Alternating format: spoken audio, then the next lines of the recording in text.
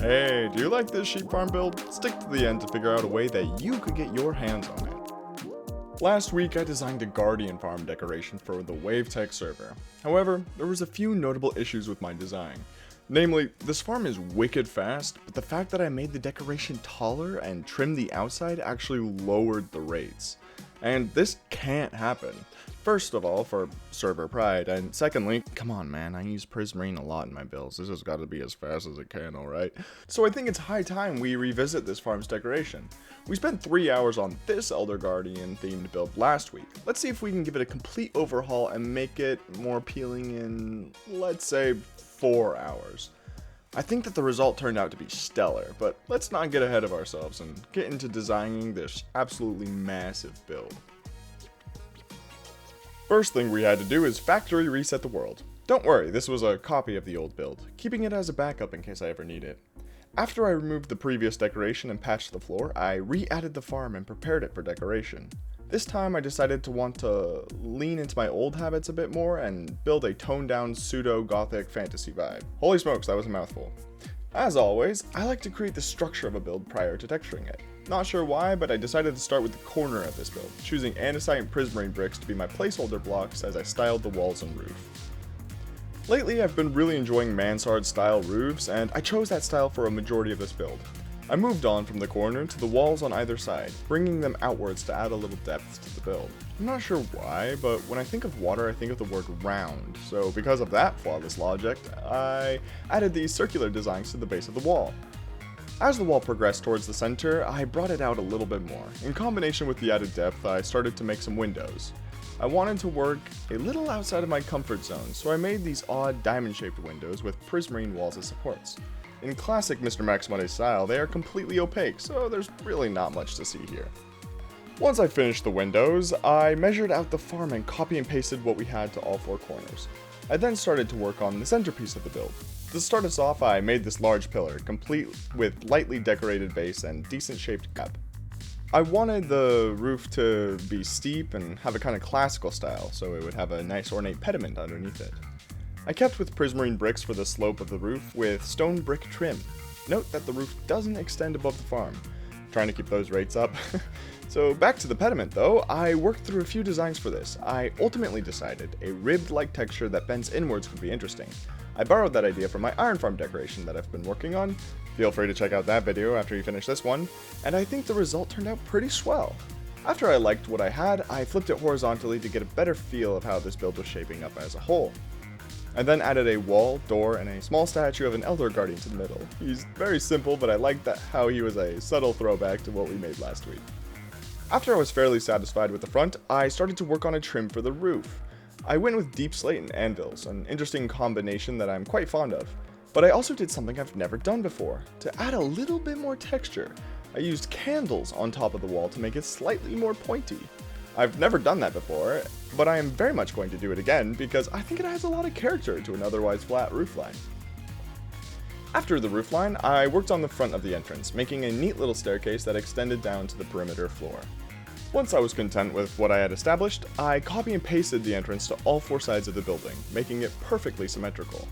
But Max, I hear you say, the build isn't touching the ground, and right you are. Paying homage to the last build, I created a sponge base that extended up from the perimeter floor to meet the wall. And don't worry, I do plan on changing the sponge to prismarine. I'm not completely insane. Now my favorite part of building, texturing. I came up with a few nutty combinations, but for the walls I settled on light gray concrete and wool, and the accents were both a combination of normal and cracked stone brick as well as polished andesite. The pillars were a bit more tricky, and I eventually settled on the most expensive design I could think of, coral blocks. I used brain and tube coral blocks to make a gradient to gravel. My thought behind this was, oh, coral, it's aquatic, so it matches the theme, and it's gray, so it matches the Elder Guardian vibe. But holy smokes, do not do this. Do you know how long it takes to gather that much coral? There are absolute stacks of the stuff in this. And I know video games can mimic real life, but it's kinda sad that we're gonna have to destroy a reef or 2 to get the amount we need. Moving on. Lastly, I changed the sponge to prismarine and coated it with glass to make it spawn proof. I made a few changes to the build off camera, so let's go check that out in game right now. And here we are in the actual world. Apologies if you hear snoring in the background. My cat is currently on my lap, fast asleep. But enough about that. Let's talk about this build. There's a few things you might notice that are slightly different that I didn't really cover in the time-lapse. Namely that this base here is now converted into different deep slate variants. That is to tie it to the trim we have at the top. I'm still so crazy about those candles. I cannot even begin to tell you. The other thing that I would like to point out, there's actually quite a few things I would like to point out, but I really like how we did this sponge trim. This is very survival efficient. There's no wasted blocks. If we, let's see, if we like come over here, as soon as we have this block, if we break it, it leads right to the outside. So there's no blocks that would be placed that wouldn't be visible to the outside, which is very important. There's another thing that I would like to note, namely that this does just drop off. These entrances aren't very friendly as entrances. I do have appearances to maintain. I am very bad at making functioning doors. So there might be eventually a walkway that like meets across these 4 different areas. Maybe that could be interesting, but I'm not too inclined to do that. I covered it in the time-lapse, but collecting this much brain coral is going to be so painful, and tube coral. So actually, I have a challenge for you guys. I play on a technical server. I know a little bit about redstone. One thing that I'm not good at all is slimestone. If there is a way to make a quarry that quarries dead or alive coral, tell me all about it. I have an announcement later on that I'm going to make, but I think that it would be really useful, and I promise you, if you could make one that's pretty efficient, I would build it. I would build it for sure. It'd be so nice to have so much coral. Something else that I didn't really cover in the time-lapse is this right here. It's kind of silly, kind of goofy. It's just a depiction of an Elder Guardian. Nothing really important. Though I did get a few suggestions last time. There's something I need to change. 1 second. There we go. I'm sorry. I got some requests last video. I just had to do it. Say no to drugs, kids.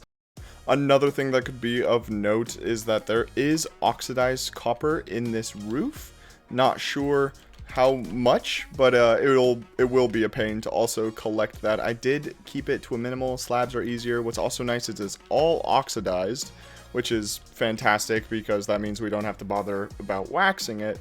But it's probably gonna be a pain to collect that much. But good thing we have Cubic Meter and his fantastic copper farm.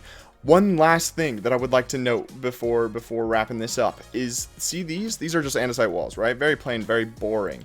But the entirety of this build is spawn-proofed. So how is this spawn-proofed? There's no light, right? Wrong. These are flat surfaces, and notice that there's an actual light source. Where is that? Oh, hidden lighting. If you didn't know this, sea lanterns, or I guess any light source, can emit light through walls. So if you make completely opaque walls like this, there's actually ways for light to shine through, making this all spawn-proofed. Everything else is slabbed. These are stairs. These ones have carpets on the middle to add that little extra ridge. It's all spawn-proofed, and that's fantastic. It's rare that a spawn-proofing job is this easy, but it's kind of fun. And I think that that's actually all that I would like to talk about for this build. I would love to hear your feedback. How do you like it? Do you like it more than the other version? Do you like the other version more than this one? I'd be really interested to hear your thoughts.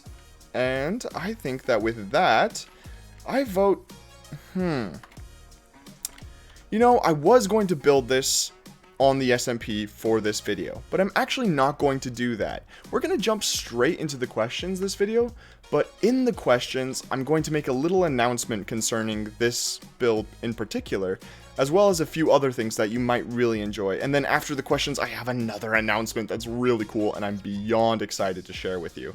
So please stay tuned for that, because it's really going to be something else. And let's just jump right into the questions, shall we? I lied. I'm so sorry. There's something else that we need to do. That's just, how could I forget?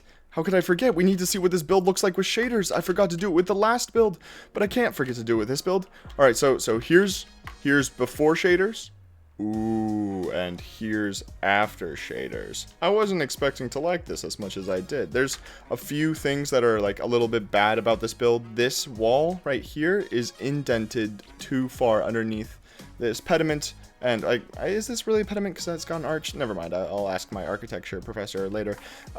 But these pillars are also a little too forward, and it shades this inside bit. But I think that kind of works with the Elder Guardian, having that subtle lighting in there. And let's see the side that the sun actually shines on. That might be interesting. Oh yeah, that's pretty cool. Oh, that's really cool. Oh, I really dig it. Dude, that's so cool. And gosh, I love that trim. Look at that trim. That's so neat. It's also up there too, I forgot to mention. But wow. Wow, that's a really great note to go to the questions on. I am beyond excited to actually be building this. But again, I have an announcement concerning that. Let's just get into the questions right now. Today's first question is from Zeders, asking what I use to make music. Everybody has their own preference, but I would have to say my DAW of choice is FL Studio. I've had extensive experience on Logic and Ableton, but FL has the most aesthetically pleasing GUI and workflow in my opinion. I also have made the occasional generative synthesizer on Pure Data, but I don't really expect anyone to know what that is. The second question is from the ever-attentive Slap the Duck, asking if I will be making a special 1,000 subscriber video. Firstly, I can't believe how close we are to 1K subs, genuinely stoked, like I never really expected to get this far, and the support has been truly spectacular. But additionally, Slap had a fantastic idea. When I reach 1,000 subs, I'm going to be doing 3 things. 1, a small stream. I've never streamed before, but I think it would be a lot of fun to make the building we designed today live on the SMP. I have to set up my Twitch channel, so subscribe to keep posted when I'll be live. 2, I will be releasing another milestone schematic of one of my builds. I haven't decided which build yet, but I will keep you posted. And 3, I decided to release the sheep farm decoration. That's right, the first large build I made on Wavetech could be yours to have and use. But there is one catch. I've been hoping to become a YouTube partner by the end of summer. The only category I'm lacking in is watch time. About 2,600 hours of it. If the channel can rack up that much watch time by, let's say September 15th, I will release the build. So if you would like to get your hands on the schematic, recommend the channel to your friends, like and comment to help the video appease the almighty algorithm, and maybe even rewatch some of your favorite builds. I think it's pretty possible to do, and I would be beyond appreciative if you wanted to help contribute to my goal. Plus a free build is pretty neat, so there is that. The third and last question is from fellow Wavetech member Eagle, asking a couple questions about my thoughts on YouTube, my audience, and if I have any plans coming up. I feel like I haven't been on YouTube as a creator long enough to give my thoughts on the platform as a whole, but I have really enjoyed making YouTube videos, and as I'm sure you, my dear viewers, can agree, that my audience is pretty amazing. The response to my videos is really genuine and positive, and because of that, I've been having more fun in Minecraft than I have had in a long time, potentially ever. And about my plans, I'm really glad you asked. Starting this Saturday, every week on Saturday at 10 a.m. Pacific Standard Time, I will be releasing a hardcore Let's Play series. I've been planning this for months. I've already started making a few episodes, and they're a little on the longer side. But if you're into Let's Plays and 20 to 30 minute episodes, it's a really good fun. I've been having a blast, and I can't wait to share that with y'all. And don't worry, I'll still be releasing Wavetech Mega Build videos every Monday at noon for the foreseeable future. So again, feel free to subscribe and stick around to check those out. And as always, if you'd like to see one of your questions featured in a video, just drop a comment down below and I may pick it for next week's video. Also, on the note of free schematics, I actually am giving out a different free schematic. See, last Saturday, I posted a video on the challenge that Sipover gave me and 4 other Wavetech members. And I designed the final base that we ended up creating. I set a like goal on that video, and if it meets the certain criteria, I will be releasing that huge town for anyone to use. So if you haven't seen that video, I would strongly suggest you go check that out. And to wrap up this video, let's go check out my brand new random goodbye generator. Here is our brand new random goodbye generator 3.0. And for our first goodbye, catch you on the flippity flip.